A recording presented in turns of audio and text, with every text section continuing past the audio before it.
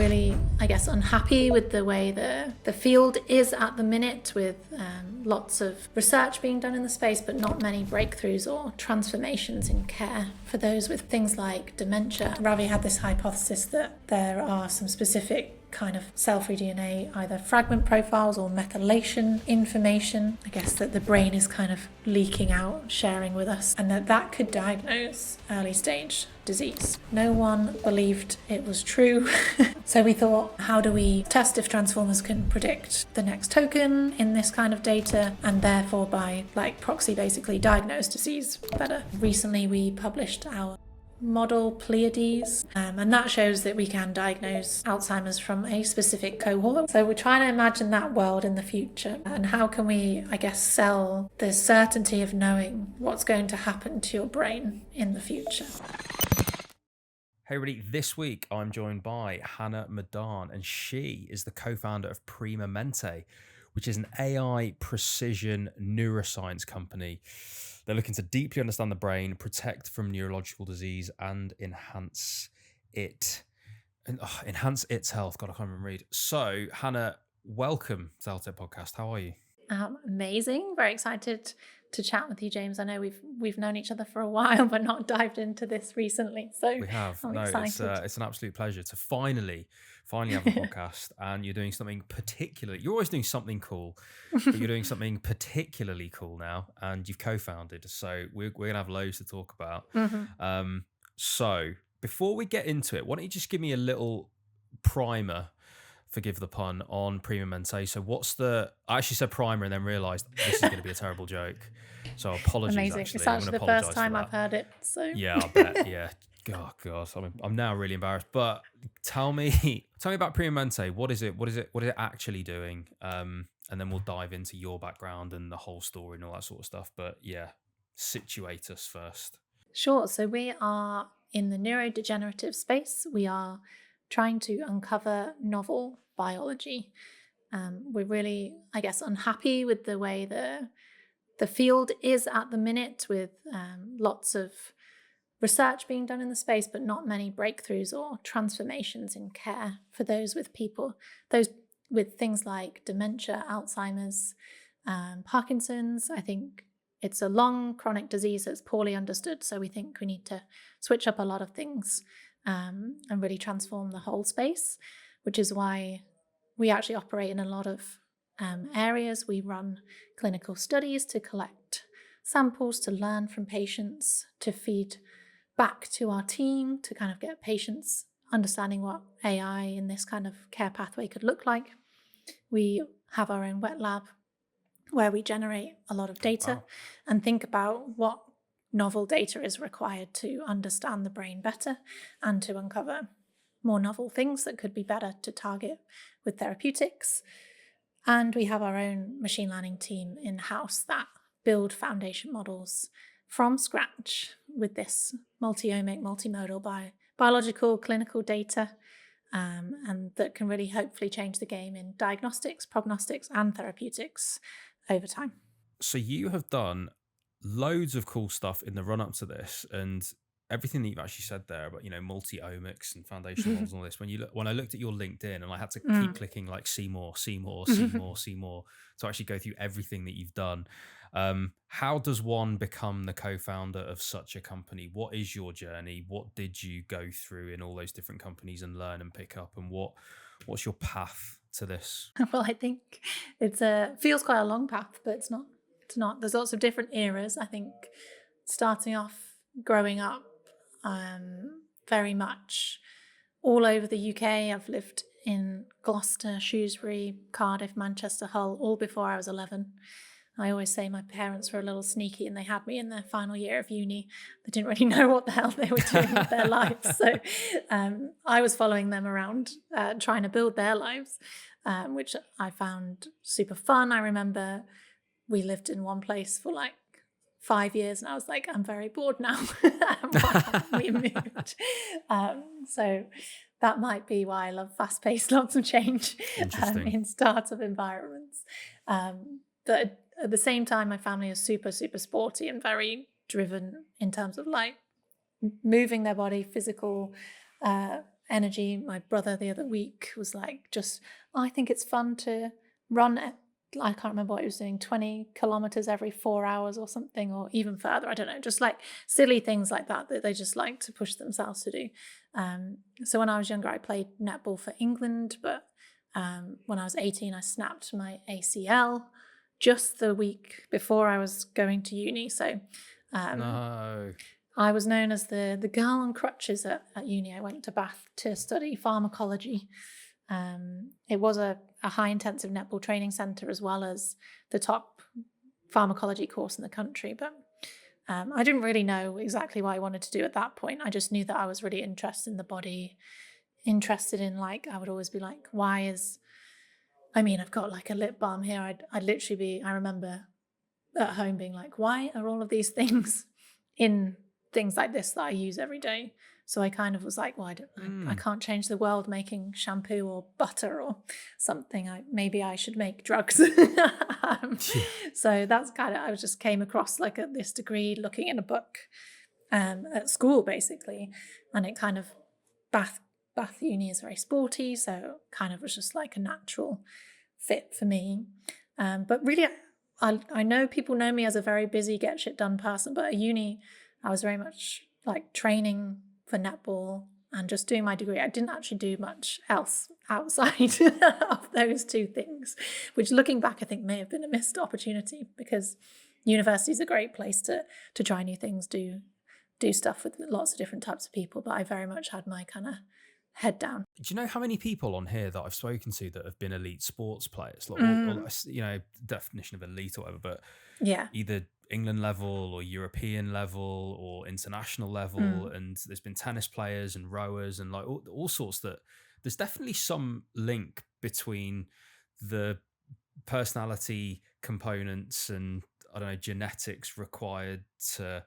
And it's probably the brain, isn't it? Something in the brain that forces you into excellence to maximize the most that you possibly can out of your body. Probably ability to, whether it's masochism and you're attracted towards the pain, I don't know, or whether it's just an ability to endure it. Yeah. But there's definitely something to do that, because it's been, there's definitely a higher incidence of elite sports players on this podcast than in the general population, I would say. So that is an interesting point.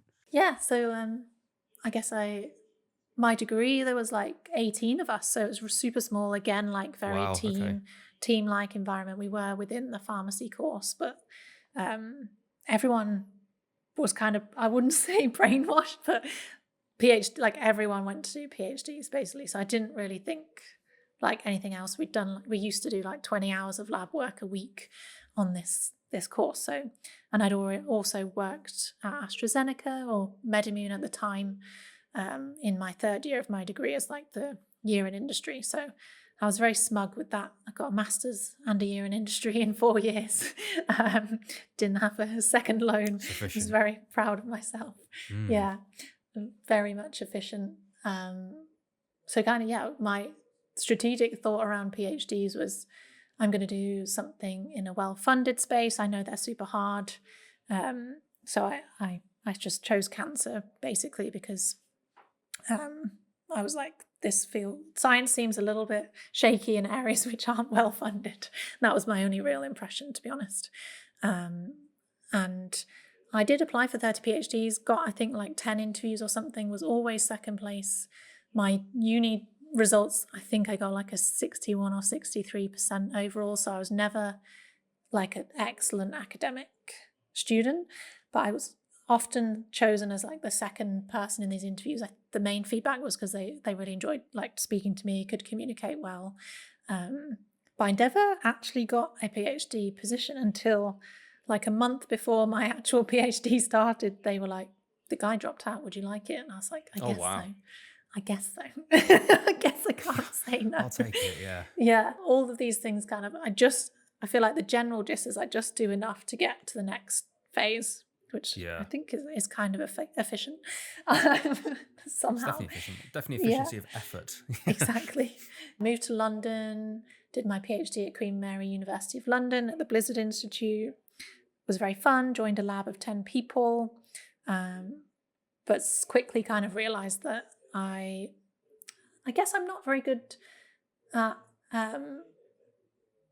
kind of being quiet when things are going in not very well, or like not in a team kind of environment, not very collaborative. So I think a lot of people will understand the tensions within academia because the system's a little bit broken. So over my PhD, I had a lot of fun, a lot of learnings. I did end up doing a PhD that was in the link between diabetes and bowel cancer. My main supervisor was the bowel cancer guy. His wife was the diabetes lady. So they kind of merged their kind of disciplines together. Actually, they had a little hypothesis that they'd made up overnight sometime. So that was quite fun. You are 30% more likely to get bowel cancer if you are type 2 diabetic, even with all of the confounding risk factors kind of accounted for. So cause or consequence?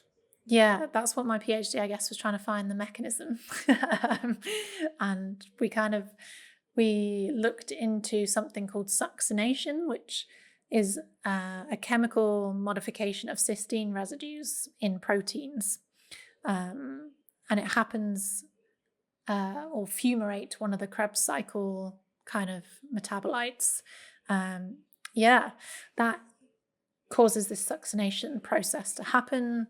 Obviously, if the cysteine residue is in like active sites in enzymes or proteins, it can change the function.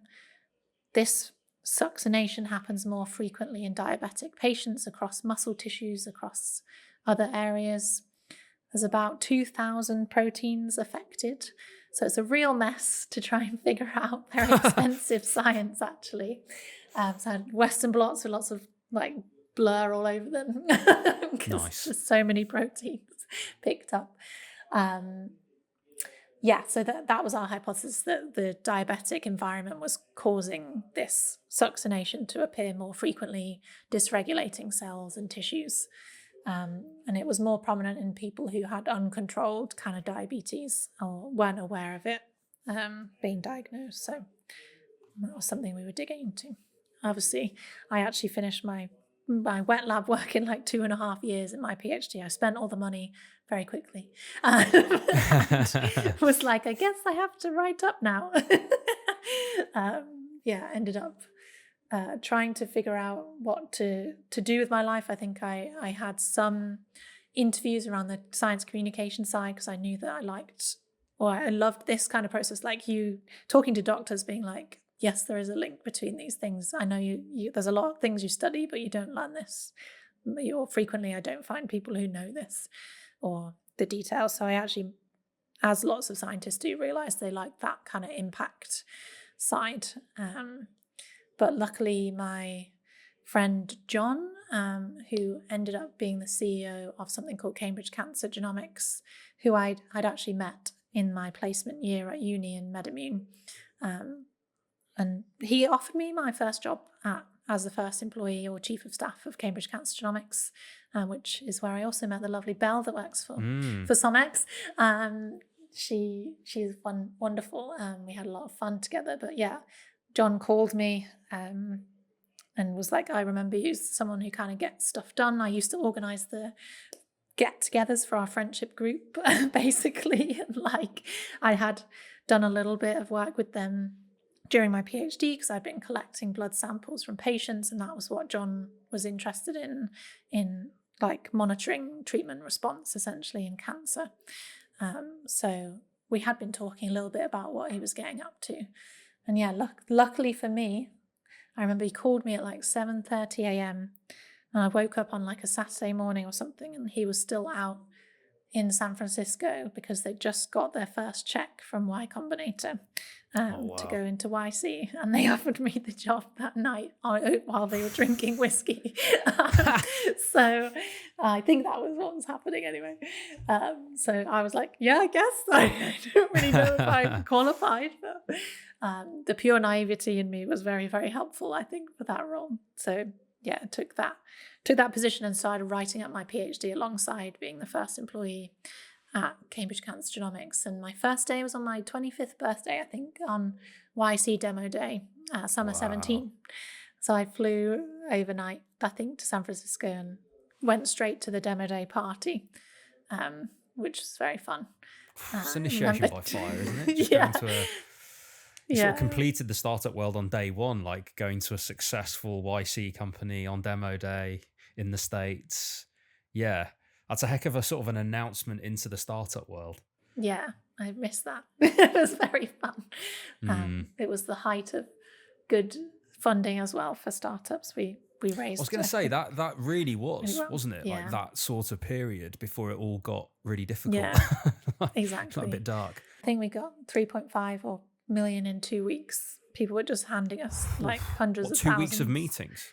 Yeah, I was just being everybody behind the scenes, and then John, Harry, Nimesh, and Evelyn were just like, the founders were just like out and around San Francisco meeting VCs, and we ran a very fun thing. So that was my first 2 weeks in startup world. And what was CCG doing? What exactly were you trying to do there? Trying to solve the problem where oncologists don't really know how to give the right treatment at the right time for each patient. On using cell-free DNA to liquid biopsies to kind of understand the evolution of individuals' cancers and provide, I guess, a dashboard. So it was a software interface that we were selling to clinics to help oncologists kind of understand the data from their patient and make a decision rapidly. Proper biotech. Yeah. Did you go after that? Because you went, was it Cynogenetics you were at one point? Yeah. So kind of grew CCG. I was, I don't know, people, product, partnerships, C3PO, they used to call me. So very robotic, just getting stuff done. So spent 3.5 years, growing the team and that. And realised I don't really know if I know what I'm doing. So I actually went it's classic startups, isn't it? But just on that, by the way, like I think this reputation of getting things done, I think, is really important. There's that clip that's doing the rounds at the minute. It tends to do the rounds every few months of Barack Obama saying like the one thing you basically need to figure out is like how to get things done, and basically you're eternally employable as long as you can do that. But it's true, and then you end up in these roles where because you get things done. Most things in a startup or whatever are messy. It is all over the place. It is uncomfortable. So if you are able to get things done, there's a lot baked into that, which is that you know how to prioritize, you know how to get rid of the fluff to actually focus on what needs to move the thing forward. And you don't, you're probably quite good at saying no to people because you'll just clear your diary to figure time and all this. Like there's so much baked into that. Like I just get things done. But often your reward for that is just having more things to do because you just end up getting things done. Hence you get dragged into further and further up the chain, I suppose, or at least you're in very high up the chain anyway, where you're then just over all of this stuff and what is broadly some operations, some product, some marketing, some this and that, the other. But it's kind of the joy of early stage startups, right? Particularly early in your career, because if you're, coming from hard science in biotech and all this sort of thing, you've got a skill, you've got this huge knowledge base in something that you can apply forever. You've got a field. Now it's actually all this stuff of building a company is all new. So the higher you can go up, the closer you can fly to the sun, the better, like as close as you can get to those founders to learn stuff. I think it's awesome. I agree. We love the team at Primemente to be their own founders and in the future. Very excited for that. Something we try and expose them to a lot of this stuff as well that's fair. Along the way. I do find it a controversial curse because I love the dopamine hit of getting stuff done, but I also need a lot of slower thinking to move stuff together and make space for that. So that's the thing I struggle with the most as being known as this person, because I find a lot of joy. I love spending my time effectively and getting a lot done. It makes me feel good. Because part of that's helping other people as well, isn't it? Yeah, part of that is being available and helping people, especially if you're growing a team or you have a team.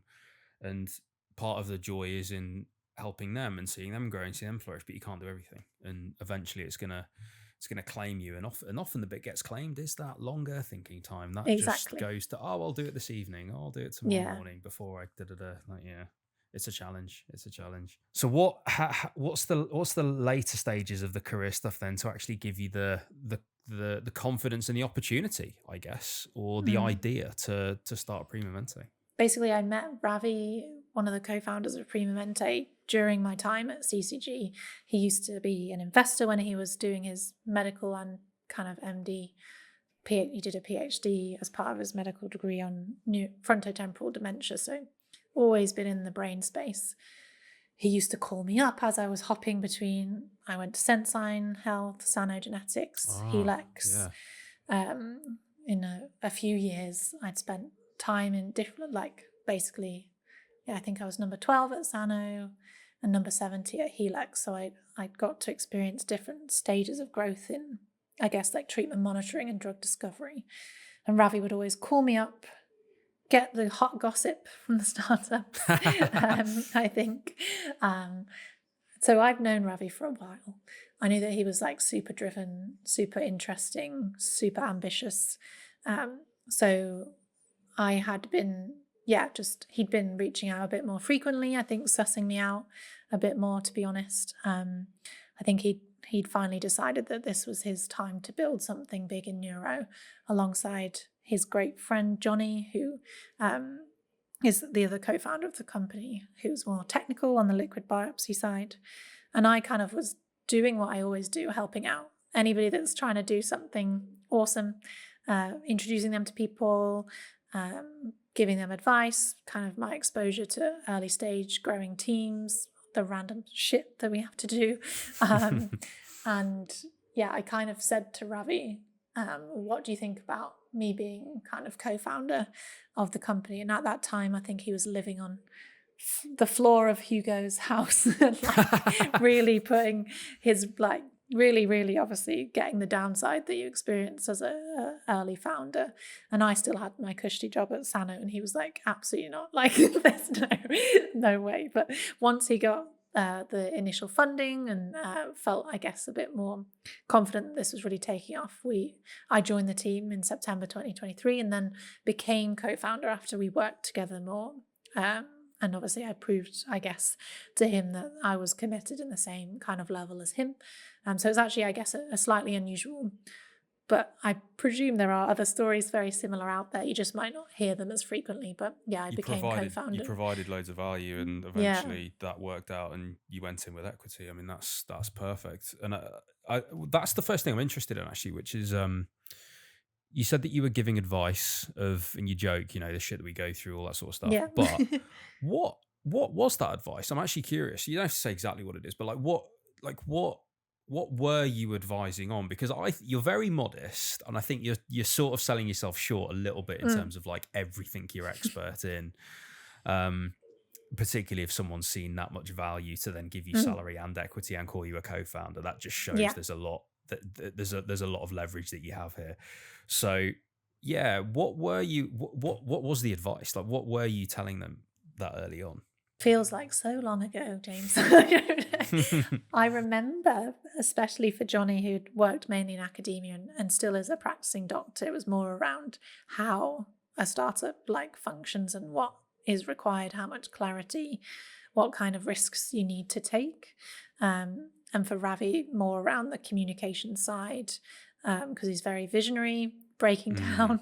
Like, I basically turned into the person that gets his ideas, like brings them to life in reality, and helps arrange the team around that. So I did a lot of stuff in the beginning, actually, where the initial early hires and us sat down and talked through our like pet peeves, like what pisses us off, how to work with me, how to communicate with me, very much like on the getting to know each other individually deeply at the beginning. And I remember them both being very impressed with that kind of stuff, especially having both been practicing medics. They just get thrown into stressful situations. They don't really know anybody deeply around them until a little bit later, whereas I kind of encourage them to flip that around, because building a biotech or a tech bio, whatever we want to be, is a long process. So just instilling that self-reflection mode in a lot of people from the beginning was kind of my main thing that I bring. It's a great point. As an ex-medic myself, you can, I don't know, you can get caught up in medicine with self-reflection because it's a very forced activity in medicine. But it's also, it also feels very performative because you've got to self-reflect, but then it's got to be viewed.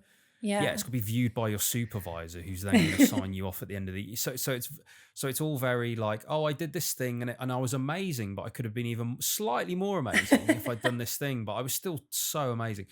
And it's not the sort of honest reflection that you need in order to work with people. And unfortunately, you can't choose your teams as well in medicine as you can do in the startup world. And actually, and exactly, you'll know this, that one of the biggest reasons startups will break down is because the founders fall out or the early team falls out, and that being a big reason for it. But even when you're in search of efficiency, or in search of just a good working relationship, which is going to provide so much down the line, actually understanding people is so important. We actually do it ourselves at Science. We do a very similar exercise for new hires when everyone fills in this thing, and it's exactly that. It's how to work with me. What time of day is it best that I have meetings or deep work, or like when do I need this, when do I need that? So we really try and get that out of people, so that at least it has been said, it is there, and everyone can kind of comment on it about where they sit and where they fit and all that sort of stuff. And it can feel, I guess, quite fluffy for people, particularly that are scientists.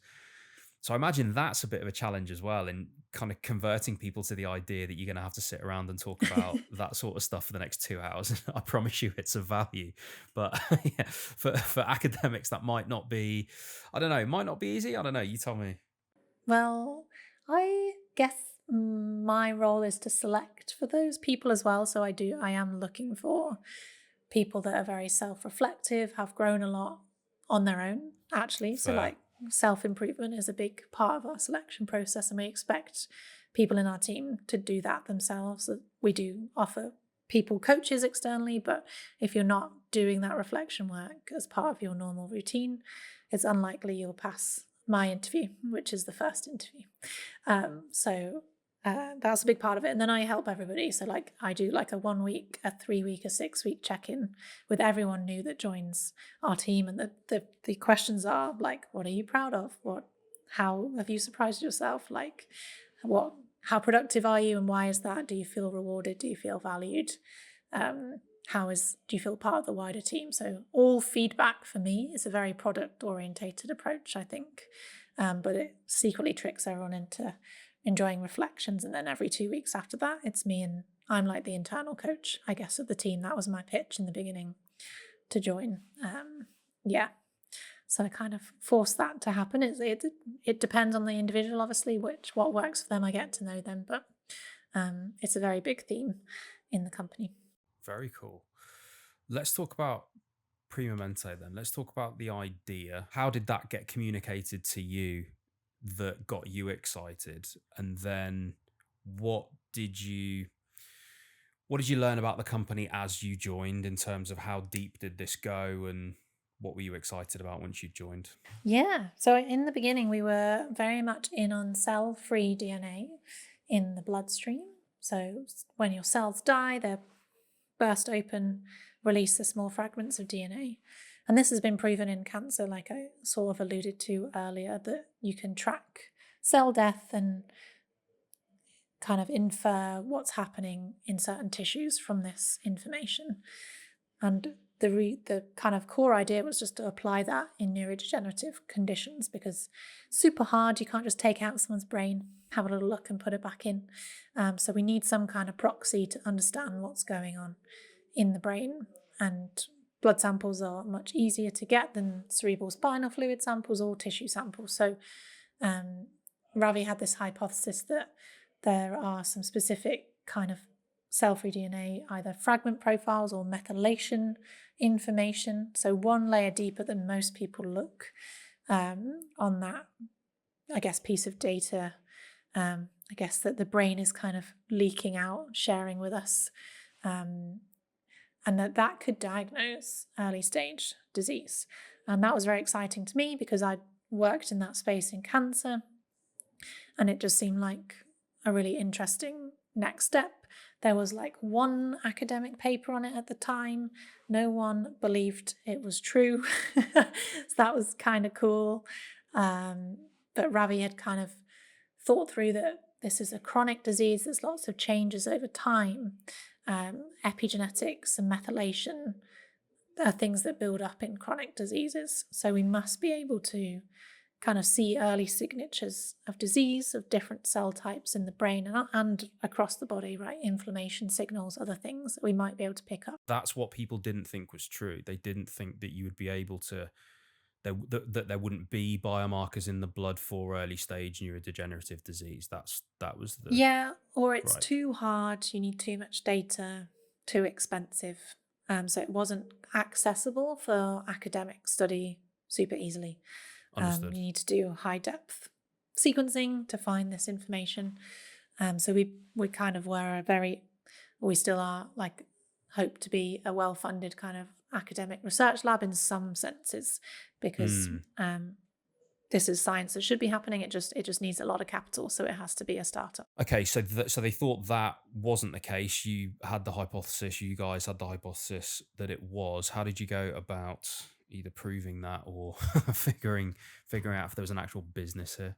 That was, I guess, our biological hypothesis. The technical side was that transformer architecture foundation models were just becoming to be very, very exciting, Right. and used a lot in the space. We knew that they could study sequences of information super well. So words and books and text, the whole web. So ChatGPT was just kind of coming out then, or like the actual good models were on the verge of becoming around the world. So we thought the cell-free DNA information is a series of ACTGs with a methylation token in it as well. How do we let's test if transformers can predict the next token in this kind of data, and therefore by like proxy basically diagnose disease better. Do they have an understanding of this kind of data? Can we create novel architecture that would suit this problem and keep it really locked into the clinical application side? We were seeing that lots of people were just throwing this data into these kinds of models, but not very cleverly, or not really understanding the biology or the application. And it was a bit of a waste of time. So we wanted to make sure that was all tied to the patient outcome. And that was the very beginning. So one modality, one kind of model. Let's see what we can find. And we could offer diagnostics for patients, as that was the very kind of beginning business model. It's now super evolved into novel biology, drug targets, kind of care pathways. Oh wow. But that Okay, was but it started as B to the C. initial, I guess B2C or direct to hospital systems, following the kind of cancer liquid biopsy kind of world, maybe a Tempest model, collecting a lot of data, building distribution out across lots of hospitals, or maybe just licensing that to Quest Diagnostics, something like that. But we knew that we had to, that scale was a real thing. So compute was necessary. We needed to make bigger models to see if there was any scaling laws with this kind of data. We actually won two UK Innovate grants in the beginning and got some initial VC money just to do those parts. So it's an example of this AI revolution basically helping find a model, or to simply give you the compute power to find what is essentially Yeah, biomarkers for a yeah, simple procedure. So you've got the actual procedure in, the metaphysical world of drawing blood from someone, and now you've got the AI compute to go, okay, well, it might be these thousands of processes and proteins, and this affecting that and this affecting the other, and that would be incredibly difficult for one person to do. But actually, because now we live in the world of AI, we can actually use this to then turn this into a signal that we can read and then act on, and then etc etc. So I'm interested then in, that started as a hypothesis. Where are you in terms of proving that? Is that now proved that, okay, we've got this down now. We've got an algorithm that can go from blood to score of predictive ability for neurodegenerative disease. Is that where we're at now? yeah. So we do have a patent on this now. Like a year ago, we managed to file that. Recently, we published Oh our wow, okay. model Pleiades, which is a foundation model of epigenetic disease biology and neuro. Wow. And that shows that we can diagnose Alzheimer's from a specific cohort. We still need to validate on much more cohorts of patients, but it's more sensitive than existing protein biomarkers alone. Wow. So when we combined it with p-tau217, we increased the sensitivity of the detection of the diagnosis, I guess, or maybe I'm not saying that right, but the diagnosis accuracy was improved. Yes. So again, layman's term here, that means earlier. So you can detect Alzheimer's earlier. I think that's what we're working on next. Earlier is an interesting word, I think. Right. The samples we had now were from patients already diagnosed, so we needed to know those labels to train the models. So what we're doing now is we're running a study called Sandbox, where patients who turn up with dementia symptoms and have not yet been diagnosed, we sample from them and run those samples through our models and feed that information back to patients. So we're trying to eke earlier and earlier. I'd love to get to age like 35 earlier. I've totally maybe. got you. I've totally got you. So essentially what you're saying is the model, the foundational model that you've got is at least now is as effective as what is available and gold standard. What we're testing now is, okay, on people that aren't in the training data set, can we now see for people that it says are negative or undiagnosed, can we diagnose it? And then you can determine whether you can. And obviously the assumption is yes, that's on some level going to be the case. I think it's really fascinating. The science is incredible. And I think for people that, that are listening that want to get inspired about starting their own company of tech bio or biotech, there's one disease process here that we're talking about. And goodness knows how many disease processes that this can apply to in terms of compute and in terms of the things that are available out there. It's an unbelievable space to be in. It's so exciting. And I don't know, AI can get a bad rep in so many areas of people trying to throw it at healthcare in all sorts of places. But I think here is where there is so much unbelievable value. Now, one of the challenges of this type of thing is generating a business model and a business out of it, because as you will know, being in academia for so long, or perhaps you can tell me if I'm right in saying that there is a lot of good science left on the shelf in a lot of PhD projects that does not see the commercial light of day, let's just say, and not all of it should. And of course, good science can remain good science and people can build upon it. But I think the goal for a lot of people is to translate that technology into something commercial so that it can live on and create impact. So how do you think about this in terms of a business versus a project? How do you think about how to actually commercialize something like this? Yeah, this is really hard. It's been really hard for lots of people, lots of companies. So we do take this quite seriously. And it's the thing that me and Ravi spend most of our days thinking about, to be honest. Because there's not just one answer either, right? Because you mentioned earlier, part of our model is that we're going to become this academic research center, which I'm like, it's interesting. Like that's one part of it. That's a bit of revenue there. We're still really bullish that novel biology is what's really important for the patients and for the field to evolve. And by that you mean new drugs being created. Yeah, new targets for drugs. We think, so let me break this down, might take some time, but you can unravel this with me.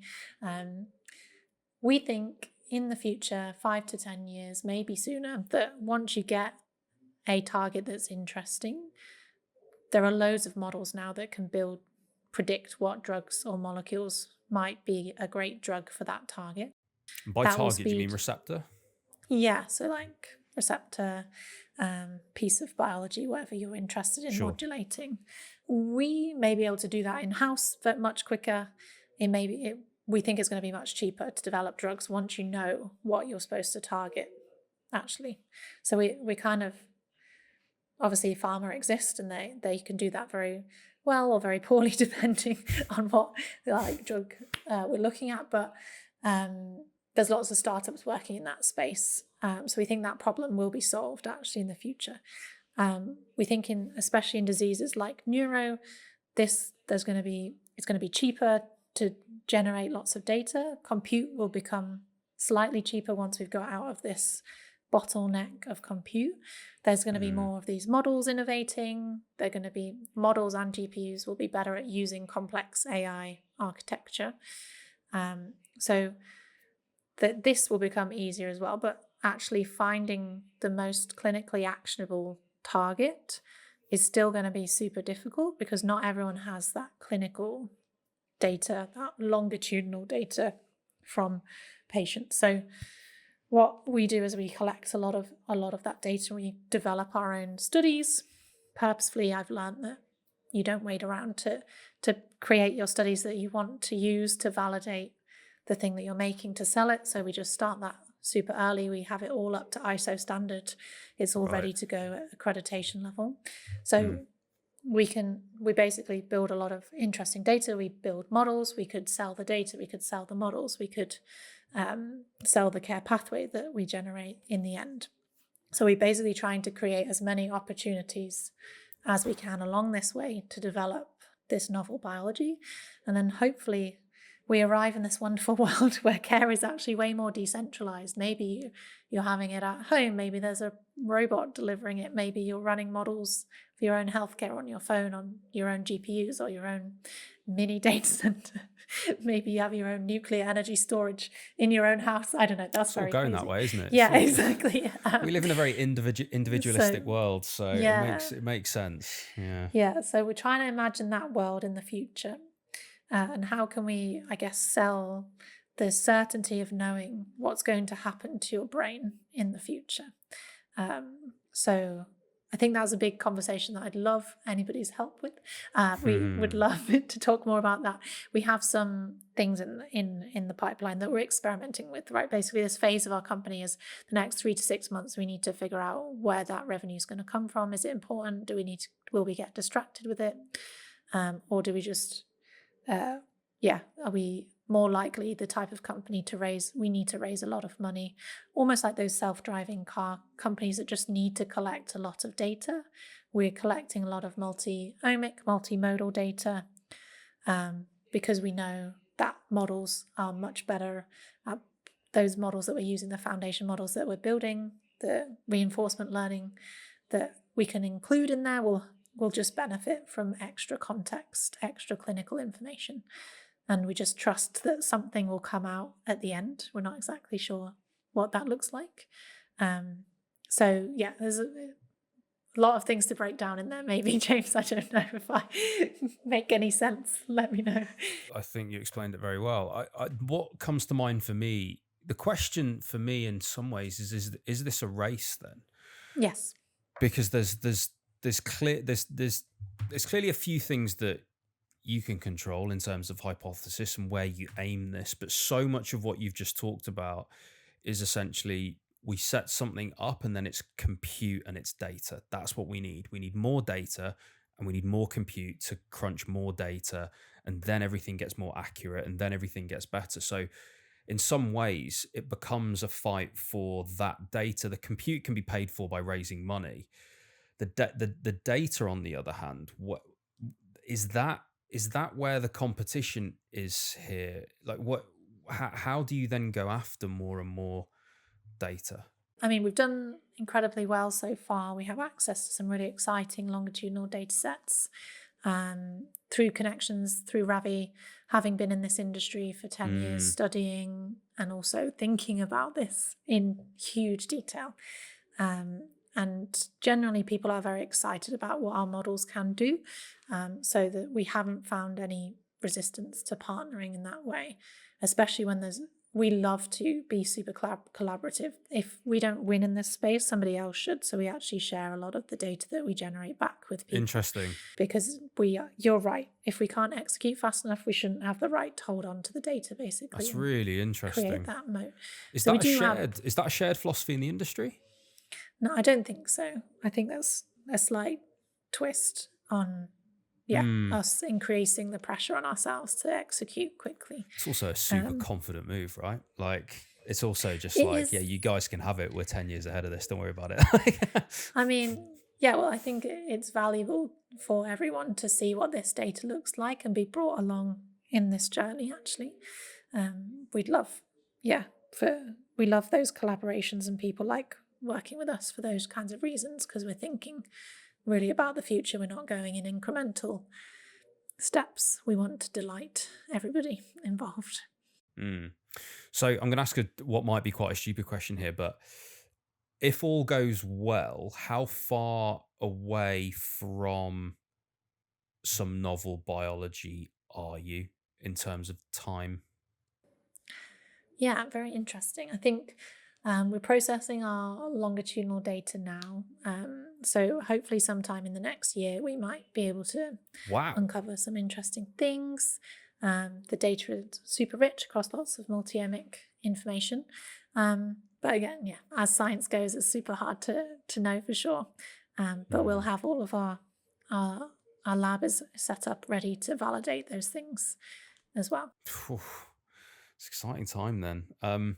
So what are you guys where's the company at exactly now in terms of the different work streams that you have going on? So there's the science that you've talked about, the business model and where you are with that in the next 3 to 6 months, trying to really, experiment and hone down exactly where you are. But what are you working, like, what are your challenges right now that you're working on specifically? So we were 10 people at the beginning of the year. We're now 20 people. Likely we'll be 25, 30 by the end of the year or early next year. So I'm in charge of like the culture, the growth of everyone individually. We want everyone to be on the trajectory to being the 0.1% or 0.01% of their field.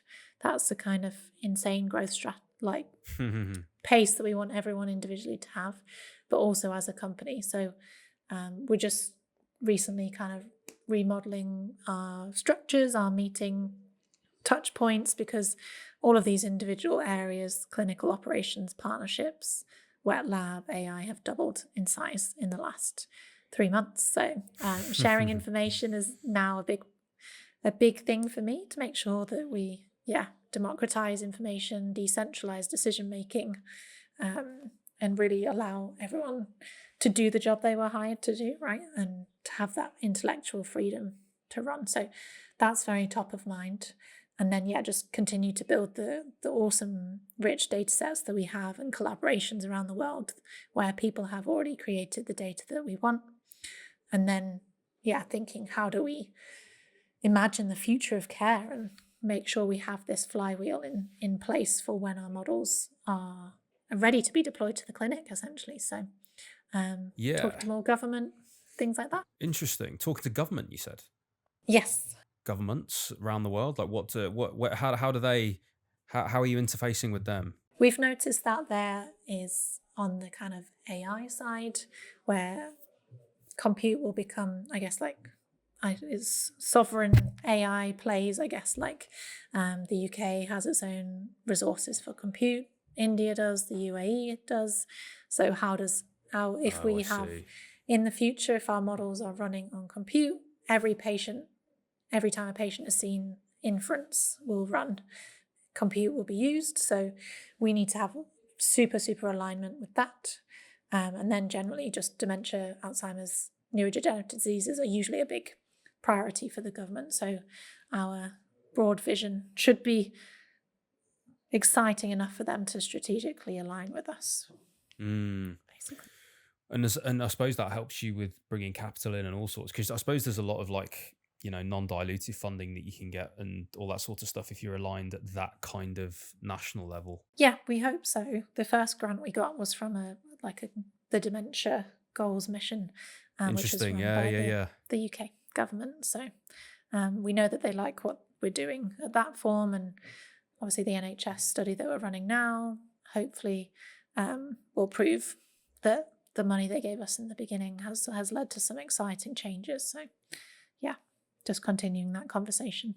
Wow. A couple of things. I want to ask you about how you do view the future, but one thing before then, you mentioned earlier your role's very culture and people and development of people. You being a specific person that takes care of this, it's worth asking you that you mentioned you encourage people to be their own founders in your Mm. company. What, first of all, what does that mean to you? And secondly, there's that, is it a Richard Branson quote that said, train them well enough to leave, but treat them well enough to Yeah. stay? Is there an Hmm. element of that you have to bake into that? Of if you treat the, if you're going to train them well enough to be their own founders, or at least expect that of them, and they're going to flex that muscle, then perhaps they will leave to do their own things. Is that seen as a Yeah. positive thing for you, and all that sort of stuff? So yeah, talk me through that phrase. We take growth very seriously. I think if we do that well, yeah, there will be people being poached, being like leaving to do their own thing. But for me, it really comes back to this: why I show up every day is I want to spend my time doing something super meaningful. And I know that has changed for me personally over time, of what environment I want to be in, what kind of things I need to be learning. So I think it's just realistic to expect that that will happen at some point. And what a wonderful thing to happen, rather than someone saying, I'm leaving because you're a shit manager.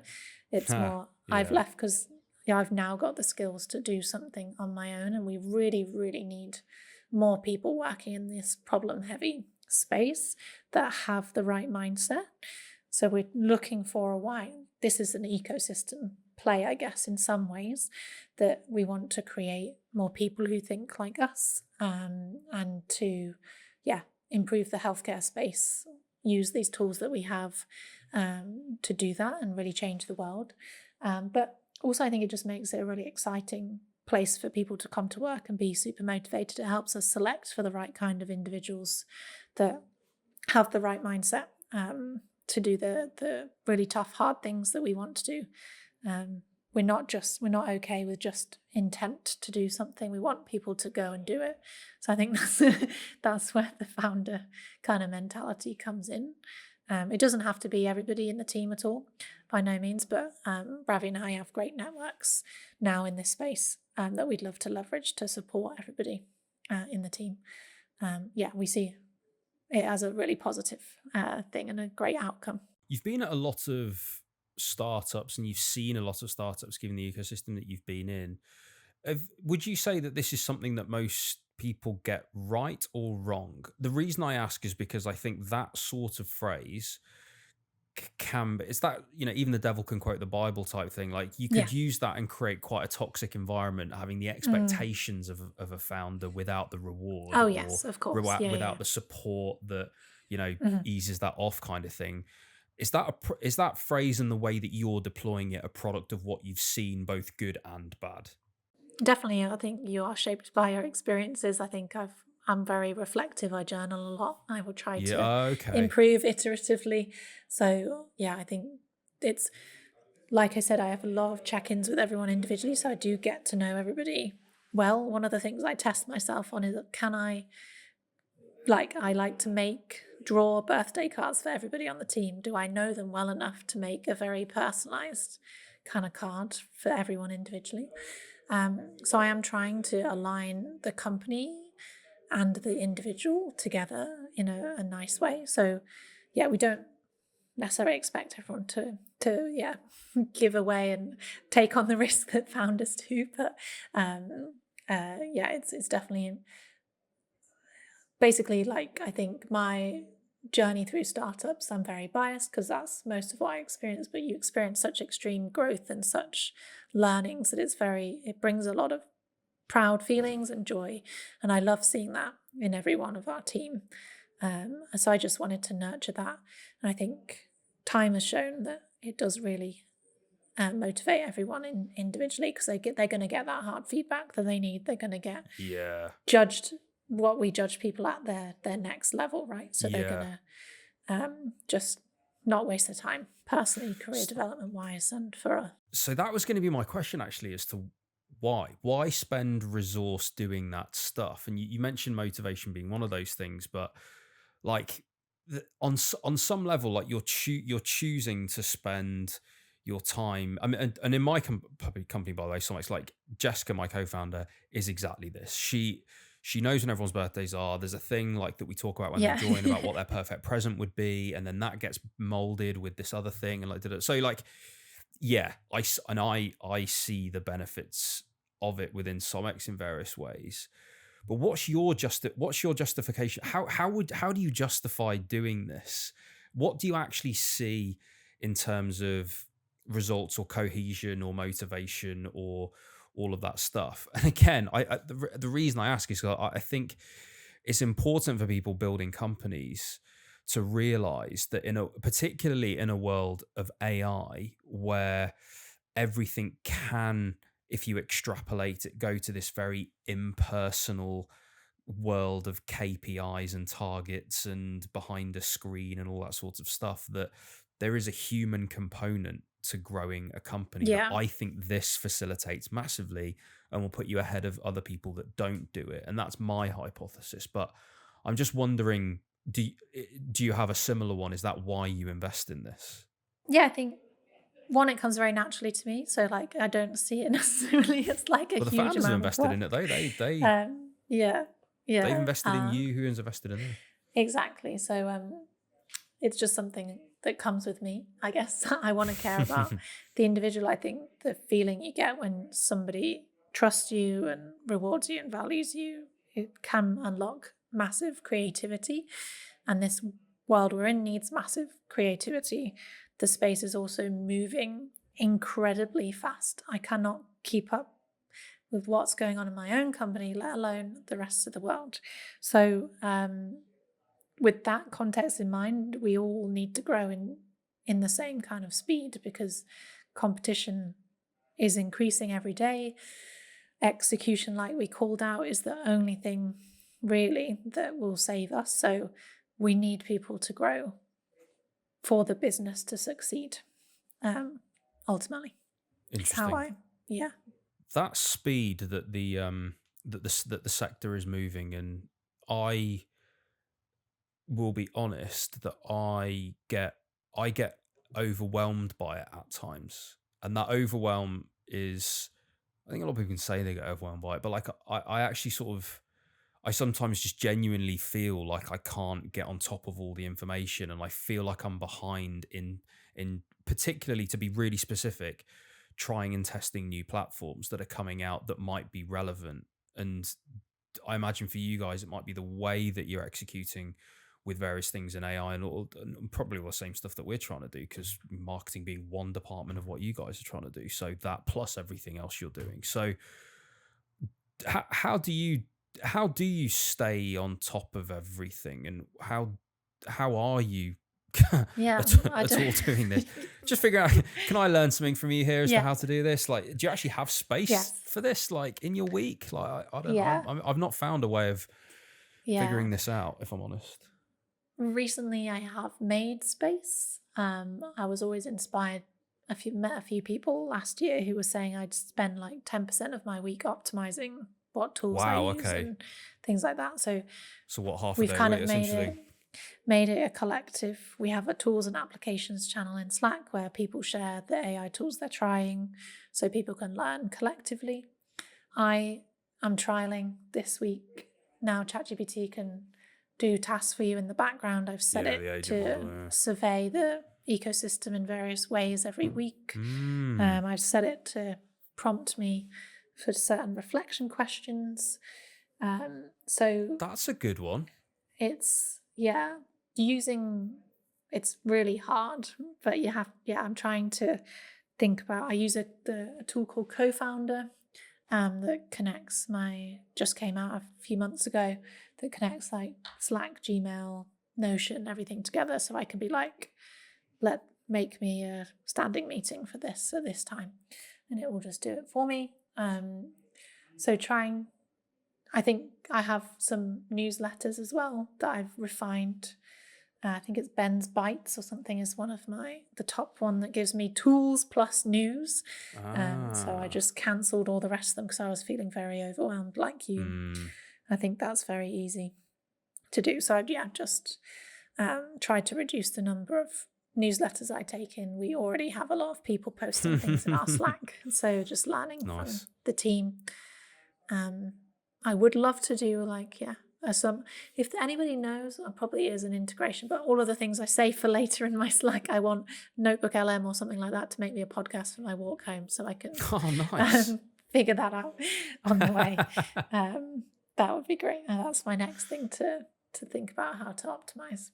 But yeah, I would love, please reach out if you have any other tips. It's, I think, something I've just decided I'm going to have to come to terms with. I'm not going to know everything. Yeah, I think there's just going to become a very quickly just an internal AI operations role, isn't there, that just takes care of all this stuff and just gets it done. A slither of like the one thing I haven't mentioned is our team is now across San Francisco as well, and Marie, our chief of staff, that's part of her role to AI-ify everything Yeah. in our team. My final question, Hannah, is about the future. I think part of building a company like yours is that you have to have an eye on the future. You've referenced it a couple of times in terms of building around your vision of the future of what healthcare might be and how we might live our lives and all of that sort of thing. What's the version that you do have in mind, or what are some of those components that you think will change in healthcare or how we live that you guys are betting on in terms of how you're building Primemente? Because you kind of alluded to the fact you're building it into a model of the future potentially, or at least you think it might go some way. But yeah, how do you think we're going to be healthcaring in the future? It's a really interesting question. We spend we have like a few, I guess, like truths that we want to be true. I think Okay.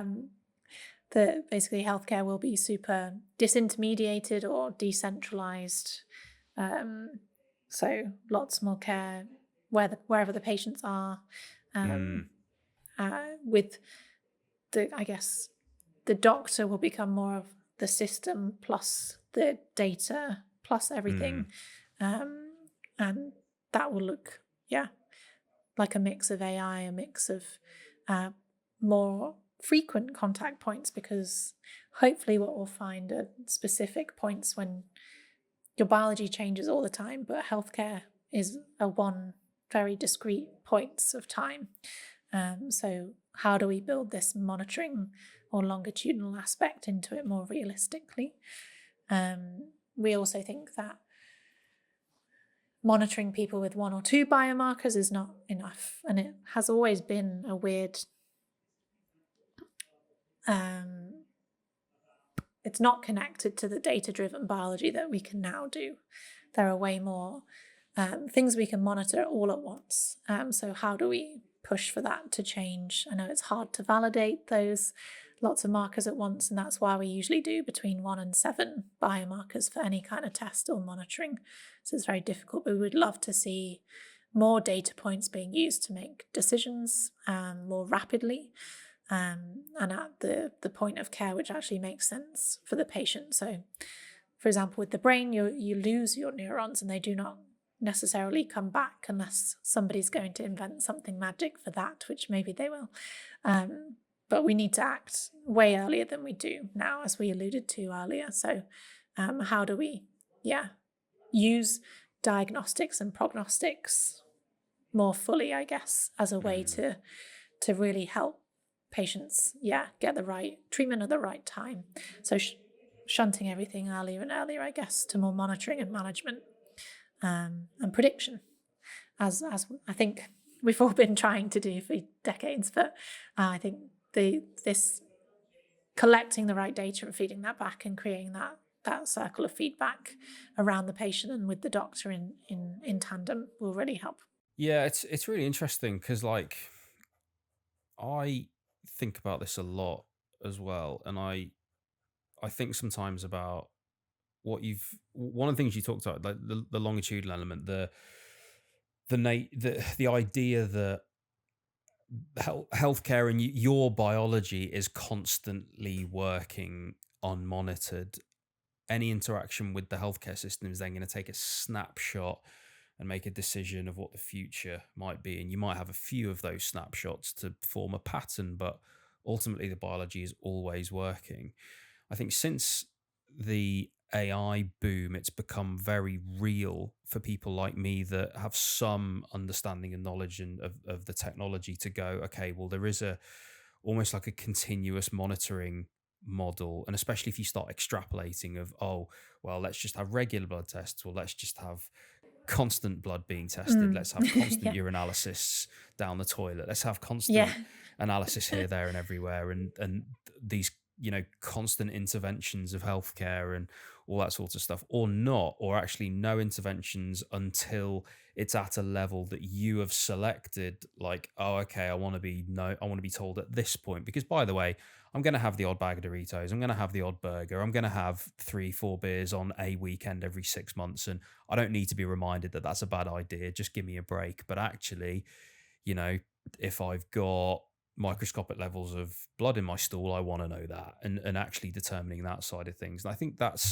it's really interesting, because I go between this, are we heading for a dystopian world of such surveillance that we get exhausted from being surveilled and we forget to live?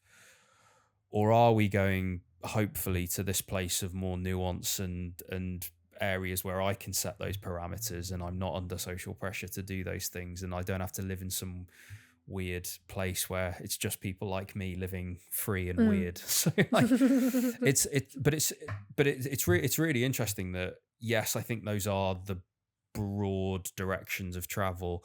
I think there's so much to determine of the nuance in that, and I find that fascinating, because on some level as well, if you're getting an early Alzheimer's diagnosis, the question then becomes, what can you actually do? Exactly. That's where the novel biology angle from us comes in. It's absolutely pointless to get a diagnosis without actually understanding the biology and what you can do, and a drug you could take or something like that. Which is exactly the thing that is exciting about what you guys are doing. So Hannah, it's been an absolute pleasure. What's the thing that you're most excited about? I am excited about our clinical study that's just launched in the NHS, because again, like you were just saying, we want to be closer to patients, get that feedback, see how they're like interacting with the stuff that we're building. For me, that's critical to bring back into the team, that feedback and that real love working with people that can, in the team, that can see the impact so clearly. So very excited about that. And the growing team, the people that are joining in November, December, and also in the next years coming up. I'm already excited and very proud of what they're going to do. So I was going to say, it sounds like there's going to be quite a big funding round relatively soon. We'd love that. Yes. Particularly because the results of this study are clearly going to be positive. And there's going to be quite a lot of people to hire. And so there's going to be a lot of birthday cards. I think you might have to, I'm not sure how scalable that is when you get to sort of 100, 150 people, because there's literally a few people's birthday every day at some point. Yeah, exactly. Yeah. I'm making like paper sharks birthday cards. Just a full-on craft store right now.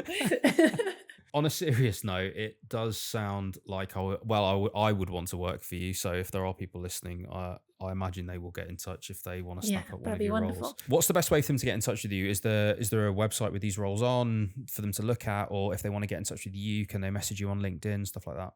Yeah, both of those. Yeah, just primamente.com. There's a roles or open positions.